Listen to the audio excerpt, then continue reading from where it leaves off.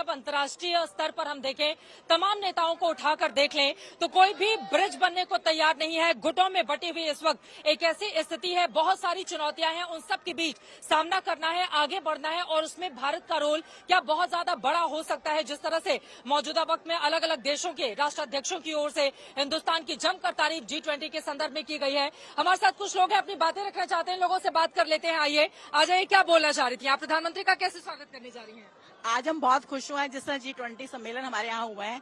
पूरे वर्ल्ड के लोग यहाँ पर आए और वो आज मोदी जी की तारीफ कर रहे हैं कि पहले मोदी जब बाहर जाते थे तो उनको लोग पूछते थे, लेकिन यहाँ आने के बाद लोग उनसे बहुत प्रभावित हुए हैं और प्रधानमंत्री जी को बहुत बहुत बधाई देकर गए। बधाई देने के लिए आप? जी, सभी लोग मोदी जी को बधाई देने के लिए। मोदी है तो मुमकिन है, मोदी है तो मुमकिन, मोदी है तो मुमकिन है, मोदी है तो मुमकिन है, मुमकिन है, मोदी है तो मुमकिन है। G20 का पूरा कार्यक्रम देखा था? बिल्कुल पूरा कार्यक्रम देखा, G20 का बहुत मजा आया। जो उन्होंने कराया, जिस तरह से उन्होंने पूरा। सबसे अच्छी बात क्या लगी थी? बहुत अच्छी बात तो ये लगी कि जब सारे के सारे मोदी से प्रभावित होकर उनको आशीर्वाद दे रहे थे, उनको मतलब अफ्रीका का बहुत बड़ा राज। बताइए क्या बोलना चाहते हैं, इधर आ जाइए जल्दी से। ये तो समझना पड़ेगा, चाहे देश हो, चाहे भारत हो, चाहे विश्व हो, एक अकेला सब पे भारी।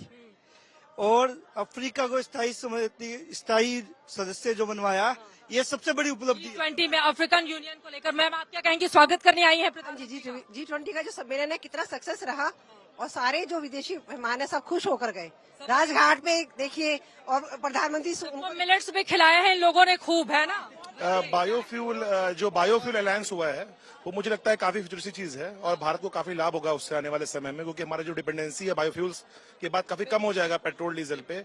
और जो कॉरिडोर भी एक हमारा अनाउंस हुआ है वो कहीं ना कहीं जो चीन का BRI है उसके ऊपर काफी काउंटर कर पाएंगे। और सबसे जो अच्छी बात है वो ये है कि इस G20 में 122 जो पास हुए हैं रेजोल्यूशन, वो आज तक के इतिहास के हाईएस्ट हैं, जो बताता है कि भारत तैयार है एक वैश्विक मंच पे अपनी बात को आगे रख के। ठीक है, 83 पैराग्राफ थे जिस पर अलग अलग मुल्कों को सहमति कर पाने में हिंदुस्तान को बड़ी कामयाबी मिली। यकीनन ये इतना आसान नहीं था, क्योंकि पिछले अगर बाली सम्मेलन को हम देखेंगे उससे अगर तुलना करेंगे तो 2 गुने से लेकर 5 गुने तक कई ऐसे मोर्चे रहे जिसमें हिंदुस्तान को बड़ी कामयाबी मिली है। एक बार फिर से शहजाद जी आपके पास आते हुए, बीजेपी के लिए तो बल्ले बल्ले, मतलब G20 का अब तो इतना शानदार ग्रैंड आयोजन हो गया, दुनिया भर में तारीफ हो रही है।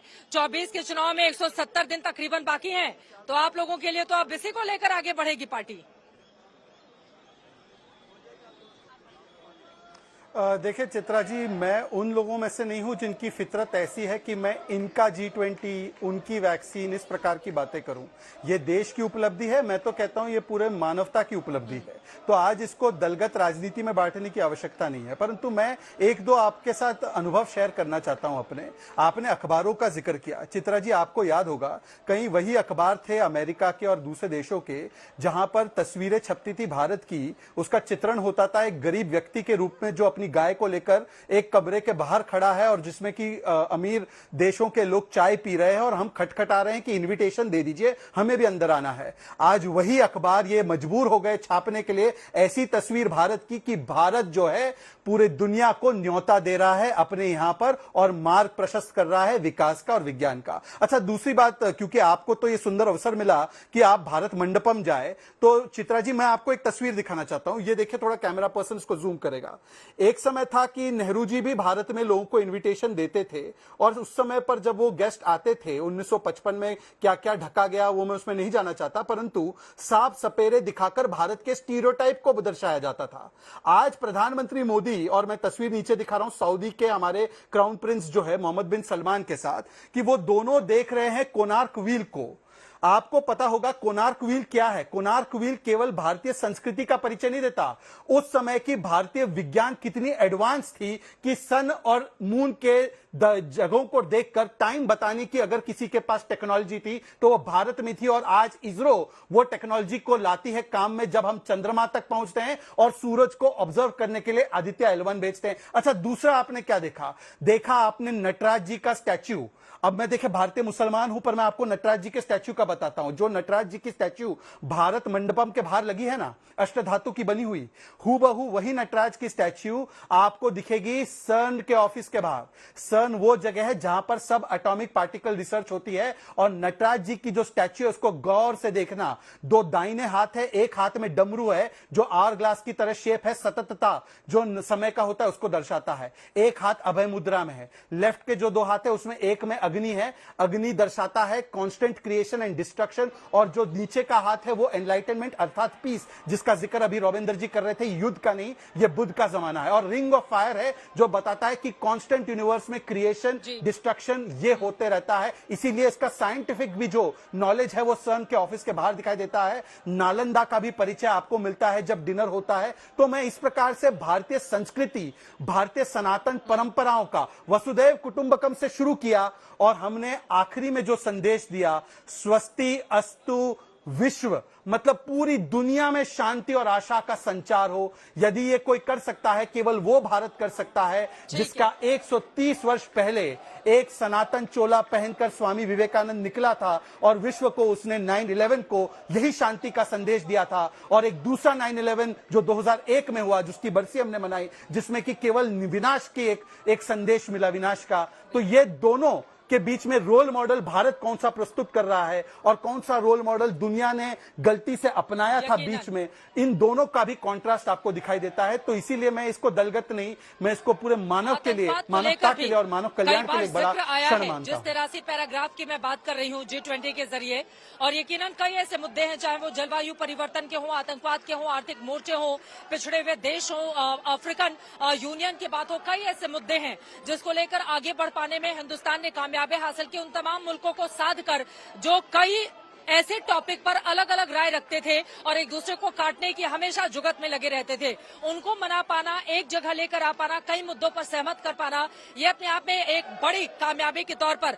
हिंदुस्तान को आका जा रहा है। कृष्णा हेगड़े जी, मैं फौरन आपके पास आऊंगी, लेकिन उसके पहले क्योंकि बार बार हम लोग वॉशिंगटन पोस्ट का जिक्र करते हैं, अमेरिका की वॉशिंगटन पोस्ट की ओर से लिखा गया, ऐसे वक्त में जब दुनिया के बड़े बड़े देश विभाजित हैं, तब G20 के मंच पर एकजुट करना प्रधानमंत्री नरेंद्र मोदी की बड़ी जीत है। और अब भारत ग्लोबल साउथ की सबसे प्रमुख आवाज बन गया है और इस ब्लॉक के देशों में भारत चीन को कड़ी टक्कर दे रहा है और अब भारत नेतृत्व करने की भूमिका में है। तो क्या ये माना जा सकता है कि आगामी वक्त में, हालांकि हमने चीन को टक्कर देते हुए देखा है, लेकिन चूंकि विपक्षी ओर से बार बार आप लोगों को चीन के मुद्दे पर घेरा जाता है, क्या आप लोगों को लग रहा है कि अब मजबूत तरीके से और दमदार तरीके से हम हर एक विरोधी का प्रतिकार कर पाएंगे, उसको जवाब दे पाएंगे? कृष्णा हेगड़े जी। चित्रा जी, जितने लोगों का आपने इंटरव्यू लिया था अभी आपके इसमें प्रोग्राम में, सभी जो भारत के नागरिक थे उन्होंने एक ही बात कहा, मोदी है तो मुमकिन है। तो उसका मतलब क्या है? मैं क्या चाहता हूं या विपक्ष क्या चाहता है वो मूल्य नहीं है, जो देश की जनता क्या चाहती है बहुत ज्यादा इंपॉर्टेंट है। और देश की जनता मोदी जी को चाहती है। और क्यों चाहती है? क्योंकि मोदी जी ने परफॉर्म किया, उन्होंने रिजल्ट दिया, उन्होंने लोगों के हित में काम की, जनहित के में काम की और देश हित में काम की। और चीन के मामले में मैं ये कह सकता हूँ, आज भारत इतना ही नजदीक है यूएस से जितना वो रूस से है। और चीन जो है, चीन को हमारे देश में ही हमारे प्रधानमंत्रियों ने ही यूएनएससी का जो मेंबरशिप के लिए प्रमोट किया था और आज चीन ही हमको अपोज कर रहा है। लेकिन बात यह है कि आज चीन के जो प्राइम मिनिस्टर आए थे या फॉरेन मिनिस्टर आए थे, वो भी समझ गए हैं कि भारत देश में, भारत कितना शक्तिशाली है विश्व में और भारत का क्या प्रभाव है और पूरे दुनिया में क्या प्रभाव है। आज अगर भारत को, जैसे विपक्ष कहते थे, कोई लाल आंख उठाकर देखे, अरे बाबा आपने तो दिया है हजारों किलोमीटर चीन को और आज आप हमको ही सिखा रहे। और जो भी चीन के साथ आज ग्लोबल इंडस्ट्री में हो, ट्रेड में हो, इकोनॉमी में हो या मार्केट में हो या प्रोडक्शन में हो, आज आईफोन हो या दूसरा जितना भी बड़ा ब्रांड्स है विश्व के, वो इंडिया में आके प्रोडक्शन करना चाहते हैं और चीन से हटना चाहता है। तो इसी बात दर्शाता है कि मोदी जी के नेतृत्व में और देश के स्टेबिलिटी में कितने जो ये फॉरेन कंपनीज है और फॉरेन नेशंस है, उनको वो कितने इम्प्रेस्ड है मोदी जी के नेतृत्व से। तो मुझे लगता है कि भारत का जो मोदी जी कह रहे हैं अमृत काल है, एक सुनहरा काल है, एक अमृत पर्व है, वो आने ही वाला है। और मुझे लगता है कि India is heading to be a global super power. और मुझे नहीं लगता इसके बाद इंडिया को कोई भी इशू में, या ट्रेड, इकोनॉमी फाइनेंस, इसमें इंडिया को कोई रोक सकता है। यकीनन जिस मजबूत देश का हर एक हिंदुस्तानी यहाँ पर इंतजार कर रहा था कि मजबूती से हिंदुस्तान आगे बढ़े, 5वीं बड़ी अर्थव्यवस्था हम बन चुके हैं, तीसरी में प्रवेश करेंगे और उसके बाद 2047 तक जब हिंदुस्तान आजादी के 100 वर्ष पूरे कर रहा होगा, विकसित देशों की कतार में हम खड़े होंगे। उसी का इंतजार 140 करोड़ का ये हिंदुस्तान कर रहा है।